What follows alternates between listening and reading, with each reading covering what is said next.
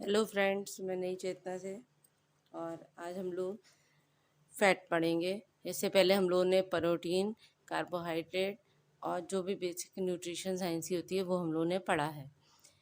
और आपकी वीडियो इतनी देर से आने का यही कारण था कि कुछ स्वास्थ्य ठीक नहीं था, इसीलिए कुछ इसमें देरी हो गई। लेकिन अब आप लोग इसको बराबर से पढ़िए, बहुत इम्पोर्टेंट वीडियो है आज की। और अपने सुझाव हमको ज़रूर कमेंट बॉक्स में डालिएगा। चलिए आज की वीडियो हम शुरू करते हैं। तो आज हम लोग पढ़ेंगे फैट और लिपिड। फैट और लिपिड होता क्या है? ये एक माइक्रोन्यूट्रिएंट है, माइक्रोन्यूट्रिएंट है और मैक्रोन्यूट्रिएंट है, सॉरी। और ये 9.2 कैलोरी देता है।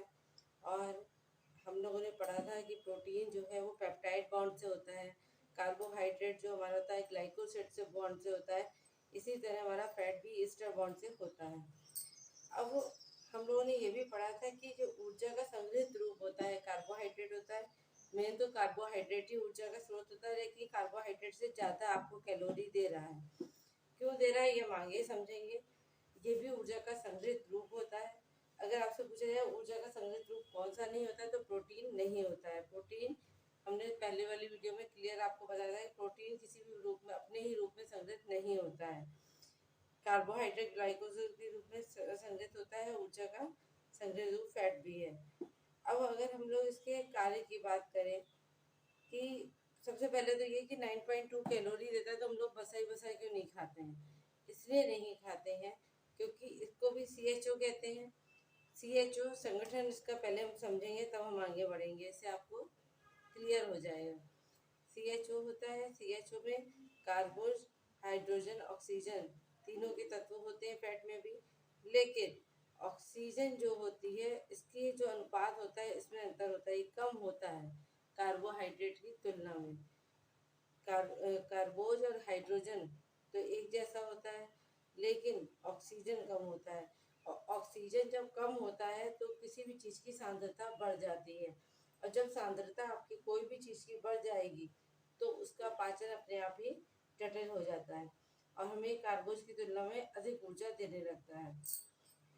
लेकिन ये इतना इम्पोर्टेंट क्यों नहीं है? क्यों हम कार्बोहाइड्रेट ही लेते हैं जो कि 4.2 कैलोरी लेता है? वो इसलिए लेते हैं क्योंकि जब हम जिस चीज़ की सांद्रता बढ़ जाएगी उसका पाचन जटिल हो जाएगा। जटिल चीज़ों को हजम करने के लिए, डाइजेस्ट करने के लिए भी हमको अंदर से उतनी एनर्जी की ज़रूरत पड़ेगी।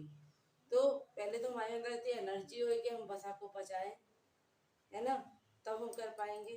और अगर कोई बीमार रोगी है तो ऑन स्पॉट डेड ही हो जाएगा, क्योंकि उसमें ऊर्जा होती ही नहीं है। इसीलिए हम लोग कार्बोहाइड्रेट को स्रोत मानते हैं, क्योंकि उसमें हाइड्रोजन, ऑक्सीजन, कार्बोज सबके अनुपात सही होते हैं, बैलेंस में होते हैं। लेकिन ये कम होता है, क्या? ऑक्सीजन। और इसीलिए इसका पाचन जटिल हो जाता है।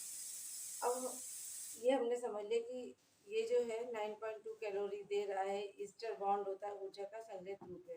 अब अगर हम इसके कार्य की बात करें तो इसका पहला ही कार्य होता है ऊर्जा देना। फिर ये विटामिन के लिए आवश्यक होता है। विटामिन भी जल और वसा दो में घुलनशील होते हैं। अब ये जो विटामिन वसा में घुलनशील होते हैं जैसे ADE के, और जल में होते हैं BC। तो ये विटामिन के लिए भी जरूरी है। कैसे? अगर ये घुलेंगे ही नहीं हमारे ब्लड में जाकर, है, तो ये अपने अपने कार्य नहीं करेंगे। जैसे हम जानते हैं विटामिन A का काम है हमारी आंखों के लिए, D हड्डियों के लिए, E हमारी सुंदरता के लिए, प्रजनन के लिए, K रक्त का थक्का जमने के लिए। तो अगर ये सब घुलेंगे ही नहीं तो हम काम ही नहीं कर पाएंगे।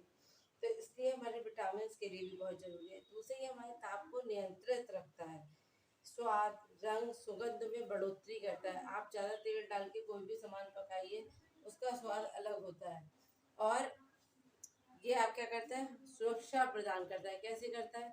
हमारा मस्तिष्क हो गया, हमारे जितने भी सॉफ्ट पार्ट है, जैसे एज ए हार्ट, पैंक्रियास, उन सब में क्या होता है, एक मोटी लेयर फैट की जम जाती है, जिससे कि उन्हें सुरक्षा प्रदान होती है, बाहर की चोटों से बचाता है।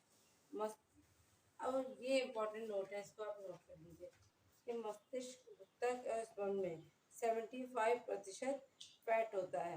किसमें? मस्तिष्क में, उत्तक में, स्पर्म में 75 कैलोरी आपसे पूछी जाती है क्वांटिटी। त्वचा के नीचे अस्थि मज्जा में 90% होता है और 20 से 25% शरीर को ये ऊर्जा देता है।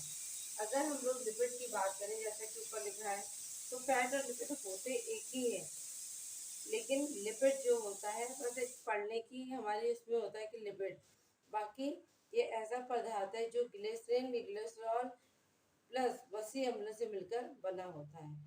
यहाँ पे बच्चों जितना भी लिखा है ये सब इम्पोर्टेंट है और एग्जाम में पूछे गए क्वेश्चन है। अब हम इसके वर्गीकरण पे आते हैं। वसा का वर्गीकरण दो तरह से होता है। हम लोगों ने प्रोटीन का पढ़ा था 3 आधार पे, गुण के आधार पर, प्राप्ति के आधार पर, रासायनिक आधार पर। इसमें हम 2 प्रकार से वर्गीकरण करते हैं, प्राप्ति के आधार पर और रासायनिक रचना के आधार पर। पहला हो गया दिख नहीं रहा होगा आपको,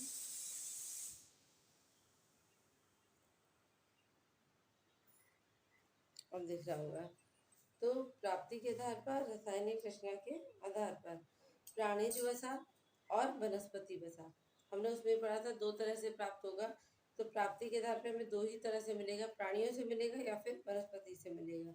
तो इसमें भी दोनों तरह से मिला है। प्राणिज वसा में सुअर का मांस, जिसे हमने आपको पिछली वीडियो में बताया था, लार्ड कहते हैं, उसका तेल, मछली का तेल, घी, ये सब क्या आता है प्राणिज वसा के अंतर्गत। वनस्पति के अंतर्गत आता है सरसों का तेल, तिल का तेल और सूरजमुखी का तेल। फिर हमने रासायनिक रचना के आधार पर पढ़ा था सरल, संयुग्मी और व्युत्पन्न। सरल में क्या होता है, 3 फैटी एसिड होते हैं, जिसे हम सरल को हम लोग क्या बोलते हैं, ट्राइग्लिसराइड भी बोलते हैं। इसमें 3 फैटी एसिड होते हैं, वसा और तेल, मोम इसके अंदर आते हैं। और जो 3 फैटी एसिड होते हैं उसे हम कहते हैं पॉमेटिक एसिड, स्टेरिक एसिड और लेक एसिड। अभी हम लोग जब इसका रफली पढ़ते जाएंगे फिर हम तीनों के बारे में समझेंगे। फिर वसा, संयुग्मी क्या होता है, जैसे हमने पढ़ा था 2 तत्वों के मिलने से ही संयुग्मी या कंपाउंड बनता है। तो इसमें एक तो फैट होता ही होता है और दूसरा क्या होता है, नॉन फैट होता है। जैसे लिपोप्रोटीन, लिपिड क्या है, लिपो क्या है, लिपिड, ये वसा है, प्रोटीन, फास्फोलिपिड, सल्फोलिपिड, ग्लाइकोलिपिड। लिपोप्रोटीन 3 तरह का होता है। आपके 2021 में क्वेश्चन आया है कि अच्छा बुरा कोलेस्ट्रॉल कौन सा होता है, लिपोप्रोटीन का संबंध ठीक उससे है। 3 होते हैं, एसडीएल, एलडीएल, वीएलडीएल, जिसके बारे में हम आगे चर्चा करेंगे। फिर हमने पढ़ा था व्युत्पन्न। व्युत्पन्न भी हमने पिछले चैप्टर पढ़ा था, जो किसी चीज़ से उत्पन्न हो, जो क्रिया करके उत्पन्न हो, उसे हम व्युत्पन्न कहते हैं। इसमें भी 3 होते हैं, कोलेस्ट्रॉल होता है, पादप स्टेरॉल होता है, अर्गोस्टेरॉल होता है, जिसी को हम माइक्रोस्टेरॉल कहते हैं। ये फफूंदी और हमको यीस्ट से प्राप्त होता है। अब सबसे इम्पोर्टेंट क्वेश्चन जो आपका इस बार 2021 में पूछा गया था, मानव रक्त में कोलेस्ट्रॉल की मात्रा कितनी होती है। तो 120-180 mg पर 100 ml ऑफ ब्लड। अगर इससे ऊपर की होती है तो इसका मतलब हमारे शरीर में फैट बहुत जम रहा है, हमें पक्षाघात हो सकता है, हार्ट की प्रॉब्लम, एथेरोस्क्लेरोसिस हो सकती है। तो इसलिए इसकी सही मात्रा अगर पूछी जाए तो 120-180 mg पर 100 ml ऑफ ब्लड कही जाती है। अब हम इसके बारे में आगे बढ़ेंगे कि लिपोप्रोटीन क्या होता है, सरल प्रोटीन क्या होता है, फैट और वसा क्या होता है। तो 3 फैटी एसिड तो हमने पढ़ लिए थे, पॉमेटिक, स्टेरिक, ऑलिक। वसा और तेल की अगर हम बात करें तो वसा और तेल और मोम, वसा, तेल और, हाँ बच्चों, तो हम लोग कह रहे थे कि अगर हम लोग वसा और तेल की बात करते हैं तो वसा और तेल में इतना ही अंतर है कि बस दोनों एक ही रूप है, लेकिन इसमें इतना अंतर है जो 20 डिग्री तापमान पर पिघली अवस्था में होता है तेल कहलाता है, मतलब लिक्विड फॉर्म में होता है, इसको हम लोग कहते हैं तेल। लेकिन जो जमने वाला होता है उसको हम लोग क्या कहते हैं, वसा कहते हैं। वैक्स क्या होती है, इसको हम लोग कंज्यूम नहीं करते, क्योंकि जैसे हमारे कान का जो मैल हो गया वो भी मोम वैक्स में आता है, तो इसे हम कंज्यूम नहीं करते, ना इसे हम यूज़ कर पाते हैं अपने कोई भी सामान में, खाने पीने में। हम लोग किसे करते हैं, वसा का भी यूज़ होता है और तेल का भी होता है। वसा जो होता है हमारा जम जाता है और तेल लिक्विड फॉर्म में होता है। फिर हमने संयुग्मी प्रोटीन की बात करी थी कि एक वसा होता है और एक नॉन फैट होता है। अब लिपोप्रोटीन, जिसमें हम लोग कहेंगे एसडीएल, एलडीएल, वीएलडीएल। अब एसडीएल आप लोग सुनते जाइए क्योंकि वीडियो बहुत बड़ी होती है, इसको हम समझा के फिर आपको करेंगे। एसडीएल, एलडीएल और वीएलडीएल।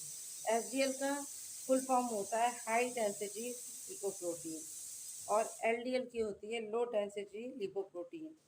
वीएलडीएल की होती है वेरी लो डेंसिटी लिपोप्रोटीन।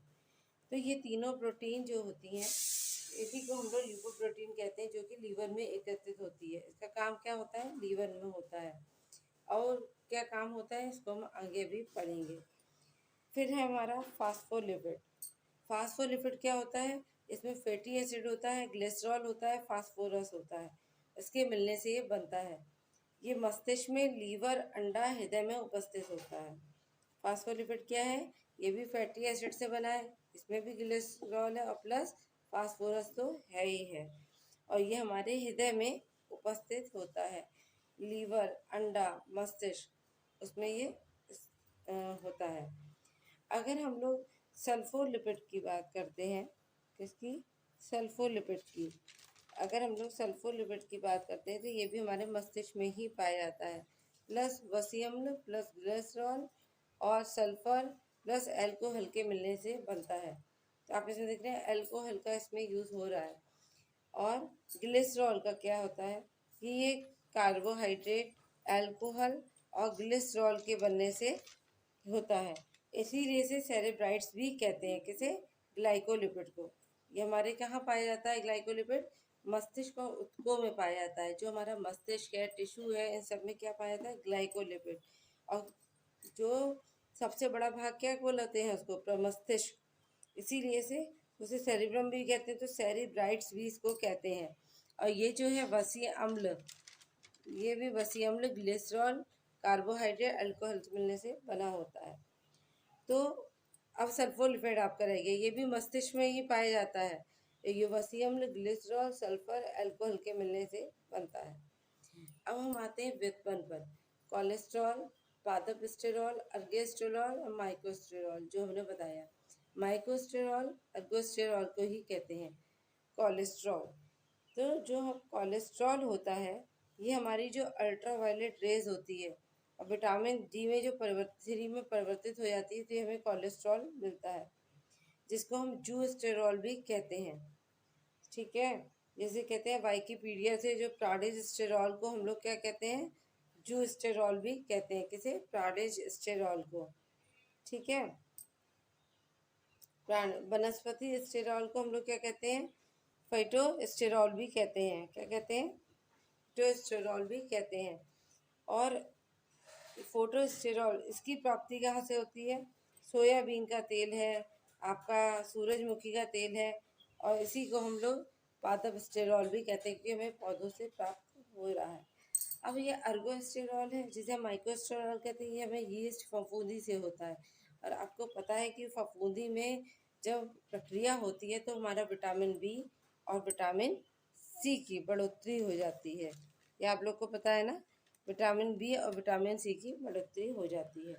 फिर हमने पढ़ा मानव रक्त में कोलेस्ट्रॉल की मात्रा 120 से 180 mg 100 ml ऑफ ब्लड है। अब हम लोग पढ़ेंगे कि एलडीएल, वीएलडीएल और एसडीएल ये गुड और बैड कोलेस्ट्रॉल क्यों है। तो इसको